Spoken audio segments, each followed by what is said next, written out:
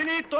Só isso? Só isso? Você não sabe o que é isso? Puxa vida, é chiclete! Errou! É o mais espantoso, fabuloso, sensacional chiclete do mundo. O que é que ele tem de mais? Este pequenino chiclete é uma refeição completa. Papo. Não, rosbife, mas ainda não está terminado. Não interessa. Não, eu não faria isso. Não faria, não.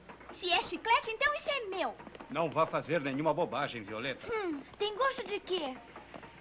Pai, é sopa de tomate. É quente, cremosa. Eu sinto ela descer aqui na minha garganta. Espere, É uma não. delícia. Por que ela não atende ao Sr. Wonka? Porque ela é matusquela, Charlie. Delícia de sopa. Ei, agora vem o segundo prato. Rosbife com purê de batata. Esqueceram o tipo A? E qual é a sobremesa?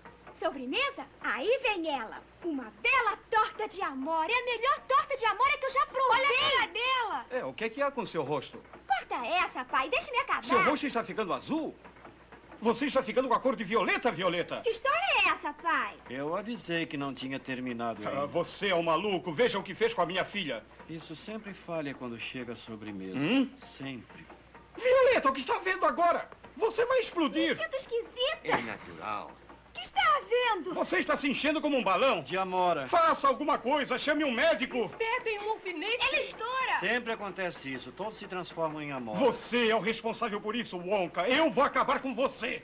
Eu vou endireitar tudo no fim. Socorro! Ajudem-me! Vamos retirar o ar depressa. Não tem ar nenhum aí. Só cauda. Calda. Podiam rodar a mocinha para a sala de caudas agora, por favor? Pra quê? Para espremer.